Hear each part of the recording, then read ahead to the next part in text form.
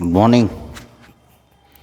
તો ફંક્શનના છેલ્લા બે સમ તમને આપ્યા હતા, કર્યા હોય તો સારું કહેવાય.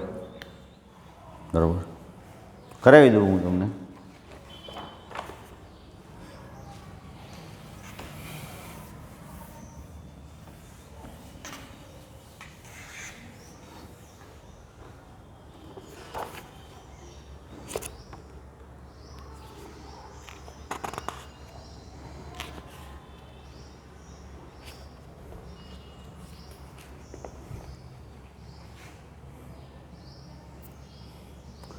મિસલેનિયસ એક્સરસાઇઝનો sum number 11, Z cross Z,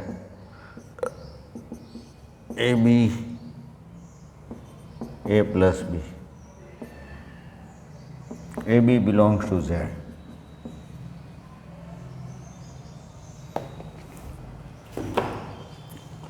તો ક્વેશ્ચન એમ છે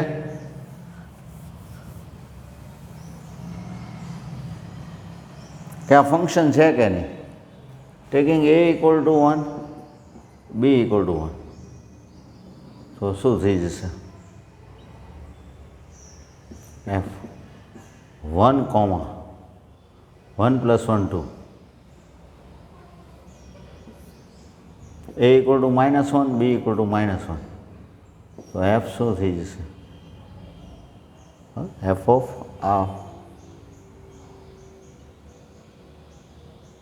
AB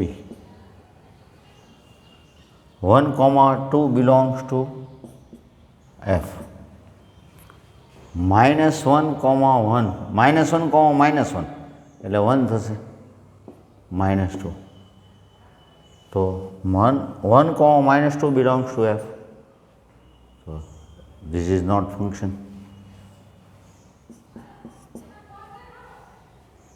1, 2 ને એફ હારે છે ને 1, -2 ને એફ હારે રિલેશન. તો ધીસ ઇઝ નોટ ફંક્શન. કાંઈ પણ તમે લઈ શકો. સપોઝ એ ઇક્વલ ટુ 0 લ્યો, બી ઇક્વલ ટુ 1 લ્યો, તો 0, 1 બિલોંગ્સ ટુ એફ. બરાબર. એ ઇક્વલ ટુ 0 લ્યો, બી ઇક્વલ ટુ 2 લ્યો, તો 0, 0 પ્લસ 2 બિલોંગ્સ ટુ એફ. તો 0 ને 1 સાથે રિલેશન છે ને 0 ને 2 સાથે રિલેશન છે. એનો મિનિંગ એવો થયો, this is not function. 12 sum.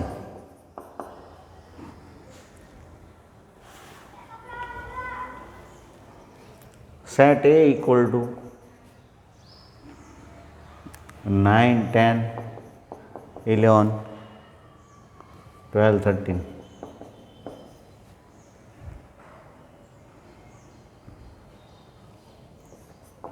F A to N.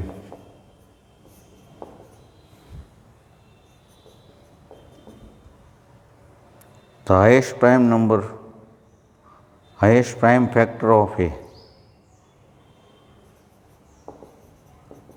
Prime factor.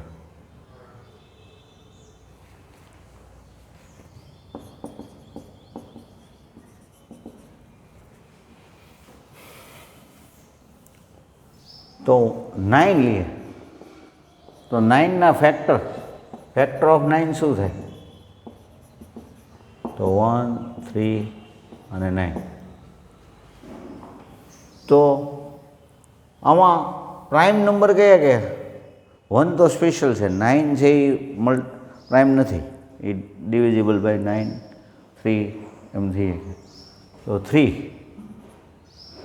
હા, 10નું વિચારીએ તો 10ના ફેક્ટર ઓફ 10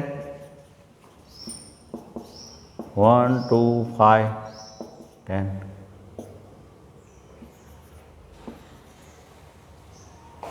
તો 5. તો એવી રીતે તમારે વિચારવાનું છે. તો 9 સાથે 3 આવશે, 10 સાથે 5.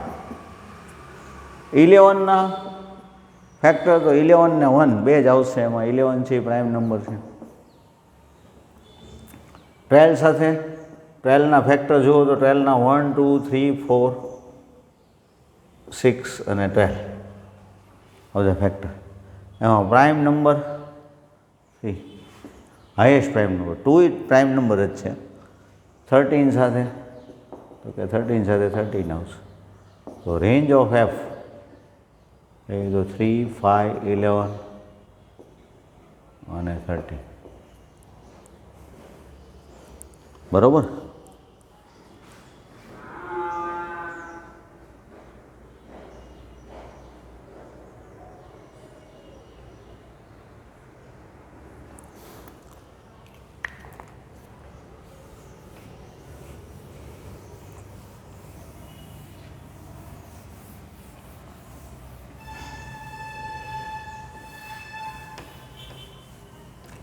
મેથેમેટિકલી ઇન્ડક્શનની થોડી વાત કરી દઉં તમને.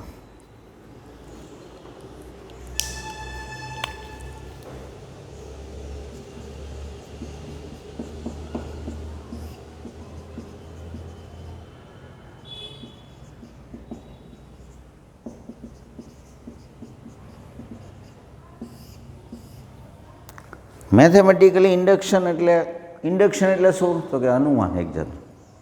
બરાબર.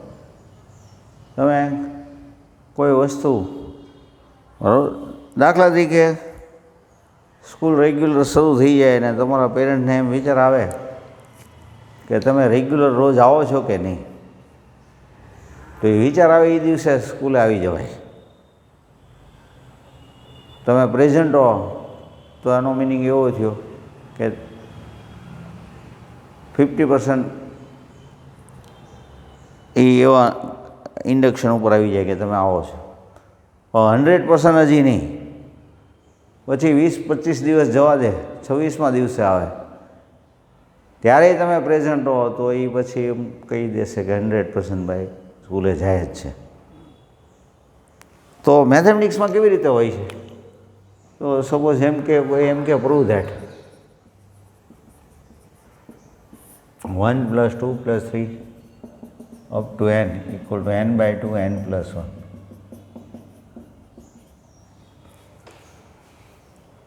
બરાબર. પ્રૂવ કરવાનું કે તો 1 to n માનો ટોટલ n/2 n + 1. તો પ્રૂફ કેવી રીતે અપાય?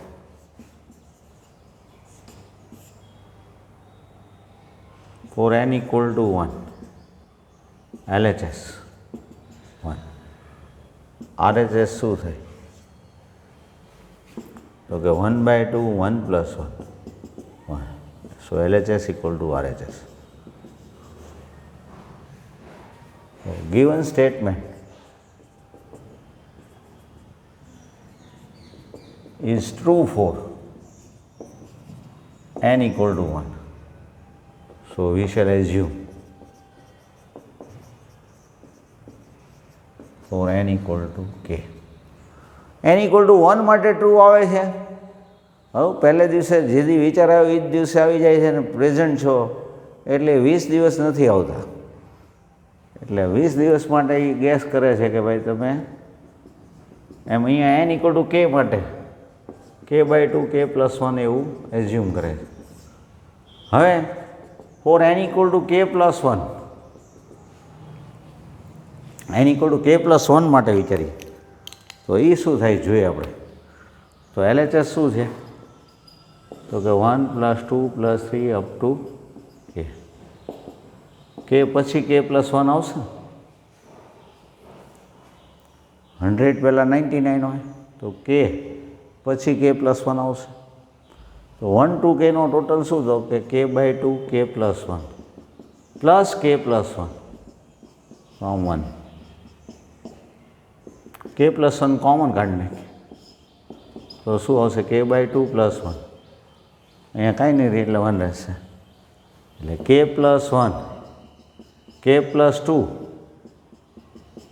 / 2 k 2 નો એલસીએમ લઈશું. k + 1 એટલે n સબસ્ટિટ્યૂટ કરી દઈએ તો n × n + 1/2 because k + 1 equal to n. તો RHS આવી ગયું. તો આ જે છે એ આપણે n equal to 1 માટે ટ્રુ કર્યું, n equal to k સુધી એઝ્યુમ કર્યું ને k + 1 માટે પ્રૂવ કર્યું. તો according to principal of mathematical induction. 1 plus 2 plus 3 up to n equal to n by 2, n plus 1 is true for all n belongs to n. પછી આપણે એમ કહી દઈએ કે ભાઈ આ mathematically principal of mathematical induction, એટલે એક મેથેમેટિકલ ઇન્ડક્શનનો એક પ્રિન્સિપલ છે કે ભાઈ 1 માટે ટ્રુ આવે, 1 માટે ટ્રુ ન આવે તો ત્યાંથી અટકી જવાનું, 1 માટે ટ્રુ આવે તો કે સુધી તમારે ટ્રુ એઝ્યુમ કરવાનું, કે પ્લસ 1 માટે આવે છે કે નહીં પ્રૂવ કરવાનું, જો આવી જાય તો તમારે કહેવાનું કે this is true for all n belongs. તો તમને હોમવર્કમાં 2 સમ આપું છું, બરાબર, તમે ટ્રાય કરજો.